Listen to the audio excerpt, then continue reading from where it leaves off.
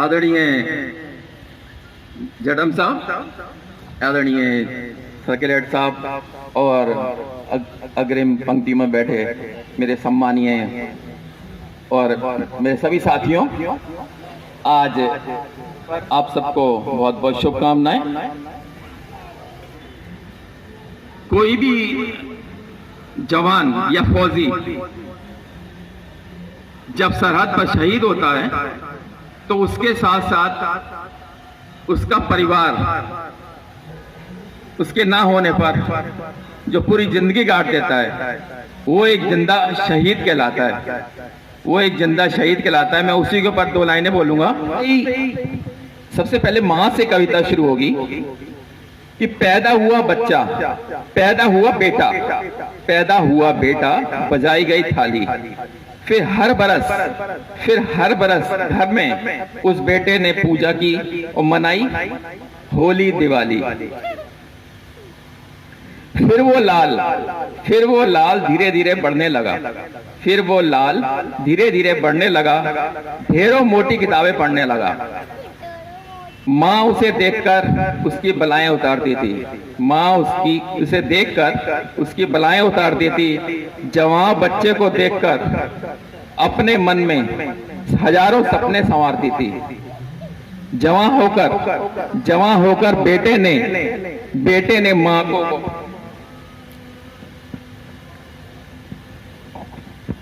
माँ के हाथ एक लिफाफा थमाया। माँ ने देखा बेटे ने इंजीनियर डॉक्टरों के सारे सपनों को ठुकराया। बेटा बोला माँ फौज में जाना चाहता हूँ, क्या आपका आशीर्वाद पाऊंगा? बेटा बोला माँ फौज में जाना चाहता हूँ, क्या आपका आशीर्वाद चाहूंगा? माँ के इकलौते बेटे ने माँ के इकलौते बेटे ने कहा कि फौज में जाऊंगा। माँ ने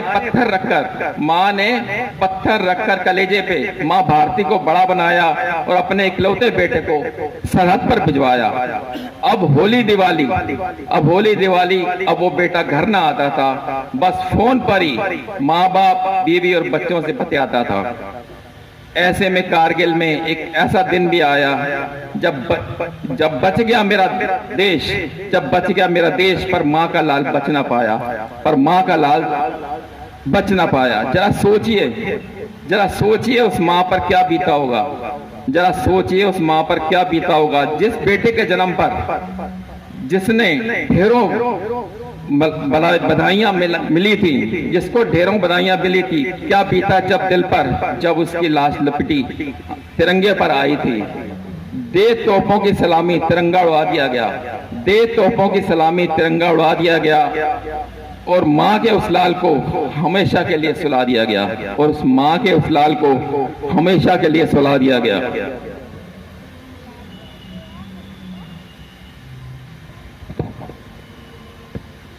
अब उसकी पत्नी के बारे में, माँ बाप के सामने अपनी आंखों को नहीं भिगोती है, पर बंद कमरे में जाकर, अब उसकी बहन के बारे में, माँ बाप के सामने अपनी आंखों को नहीं भिगोती है, पर बंद कमरे में जाकर देखिए बहन तकिए में मुंह छिपाकर सोती है।